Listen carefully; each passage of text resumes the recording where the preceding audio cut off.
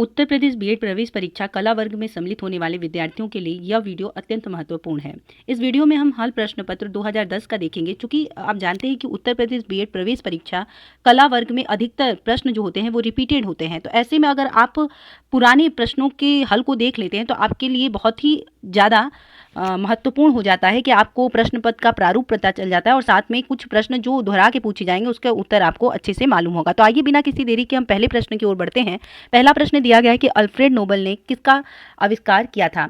Alfred Nobel ने किसका आविष्कार किया था, तो आप जानते हैं डायनामाइट का आविष्कार अल्फ्रेड नोबल के द्वारा किया गया था, तो इसलिए विकल्प नंबर सी सही है इसका। योजना आयोग का पदेन अध्यक्ष कौन होता है, तो आप जानते हैं कि योजना आयोग का पदेन अध्यक्ष जो होता है प्रधानमंत्री होते हैं, यानी सी विकल्प आपका सही है। अगला प्रश्न है कि अभिनव भारत के संस्थापक कौन थे, तो अभिनव भारत के संस्थापक विनायक दामोदर सावरकर थे, तो आपका बी विकल्प सही है। अभिनव भारत के संस्थापक विनायक दामोदर सावरकर। नेक्स्ट है कि मुख्य न्यायाधीश की नियुक्ति कौन करता है, तो मुख्य न्यायाधीश की नियुक्ति जो है वो राष्ट्रपति के द्वारा किया जाता है। नेक्स्ट है पांचवा प्रश्न कि कितने वर्षों तक के बच्चों को शिक्षा अनिवार्य की गई है, तो आप जानते हैं कि 6 से 14 वर्ष के जो बच्चे हैं उनको शिक्षा अनिवार्य की गई है, तो पांचवा का जो विकल्प ए है 6 से 14 वर्ष के बच्चों को शिक्षा अनिवार्य की गई है, तो आपका ये विकल्प सही है। अगला प्रश्न है कि किस अनुच्छेद के तहत बच्चों को शिक्षा अनिवार्य की गई है, तो अनुच्छेद 21A के तहत बच्चों को शिक्षा अनिवार्य की गई है। इन प्रश्नों को आप अच्छे से याद रखें क्योंकि ऐसे प्रश्न अधिकतर आपको देखने के लिए मिलते हैं। अगला प्रश्न है कि नाइटिंगेल ऑफ इंडिया किसको कहा जाता है, तो नाइटिंगेल ऑफ इंडिया जो एक उपाधि मिली है वो सरोजिनी नायडू जी को मिली है, तो इसलिए आपका विकल्प सी ये सही है। अगला प्रश्न है कि यूनेस्को का मुख्यालय कहाँ पर है, तो यूनेस्को का मुख्यालय पेरिस में स्थित है, यानी 8वां का आपका विकल्प भी सही है। अगला प्रश्न है राष्ट्रपति किस अनुच्छेद के तहत लोकसभा को भंग कर सकता है, तो राष्ट्रपति 80B के तहत लोकसभा को भंग कर सकता है। नेक्स्ट है कि कुचिपुड़ी कहाँ का नृत्य है, तो आंध्र प्रदेश जो है वो कुचिपुड़ी नृत्य जो है आंध्र प्रदेश राज्य का है। अगला प्रश्न है प्रसार भारती का अध्यक्ष कौन है, तो प्रसार भारती का जो अध्यक्ष हैं वो मृणाल पांडे जी हैं, यानी विकल्प ए आपका सही है। नेक्स्ट है राज्यसभा व लोकसभा का संयुक्त अधिवेशन कौन बुलाता है, तो राज्यसभा व लोकसभा का संयुक्त अधिवेशन राष्ट्रपति के द्वारा बुलाया जाता है। सत्यार्थ प्रकाश किस भाषा में लिखी गई है, तो हिंदी भाषा में सत्यार्थ प्रकाश लिखा गया है और यह जो रचना है वो दयानंद सरस्वती जी की है, इसे भी आप याद रखिएगा। अगला प्रश्न है कि 2020 विश्व कप के भारतीय टीम के कप्तान कौन थे, तो महेंद्र सिंह धोनी जो थे वो 2020 विश्व कप के भारतीय टीम के कप्तान थे। भाखड़ा नांगल बांध परियोजना किस नदी पर है, तो सतलज नदी पर भाखड़ा नांगल बांध परियोजना जो है वो सतलज नदी पर है। अगला है 55वें फिल्म समारोह में कौन सी फिल्म सर्वश्रेष्ठ चुनी गई थी, तो कांचीवरम जो है वो 55वें फिल्म समारोह में सर्वश्रेष्ठ फिल्म चुनी गई थी। द्रोणाचार्य पुरस्कार किस क्षेत्र में दिया जाता है, तो खेल प्रशिक्षण के क्षेत्र में द्रोणाचार्य पुरस्कार दिया जाता है। वैसे भी आप जानते हैं द्रोणाचार्य जो है वो खेल से मतलब एक तरह द्रोणाचार्य पुरस्कार जो है वो खेल प्रशिक्षण से संबंधित है। द्रोणाचार्य जो थे वो गुरु थे एकलव्य के, और उस समय उनका जो एक खेल प्रतियोगिता होता था उस समय का जो खेल पद्धति थी उसे आप समझ लीजिए कि द्रोणाचार्य एकलव्य के गुरु थे। तो उस समय जो वेदन एक तरह से आप कह सकते हैं कि तीर वेदन की जो प्रक्रिया थी वो उससे संबंधित थी, तो वह भी एक उस समय का खेल था। तो इससे आप याद रखिएगा कि खेल प्रशिक्षण जो है वो द्रोणाचार्य पुरस्कार से संबंधित है। ठीक है, खेल प्रशिक्षण द्रोणाचार्य पुरस्कार। सीमांत गांधी के नाम से किसे जाना जाता है, खान अब्दुल गफ्फार खान को सीमांत गांधी के नाम से जाना जाता है। प्रथम पंचवर्षीय योजना कब लागू हुई थी, तो प्रथम पंचवर्षीय योजना 1 अप्रैल 1951 को लागू हुई थी। डब्ल्यू का पूरा नाम क्या है, तो वर्ल्ड वाइड वेब WWW का पूरा नाम है। ईसीजी का प्रयोग किसकी गतिविधि दर्ज करने के लिए किया जाता है, तो ईसीजी का प्रयोग हृदय की गतिविधि दर्ज करने के लिए किया जाता है। उच्च न्यायालय के न्यायाधीशों की नियुक्ति कौन करता है, तो इसका सही विकल्प है राष्ट्रपति। राष्ट्रपति के द्वारा उच्च न्यायालय के न्यायाधीशों की नियुक्ति होती है। अगला प्रश्न है भारतीय नागरिक के कितने मौलिक अधिकार हैं, तो भारतीय नागरिक के 11 मौलिक अधिकार हैं।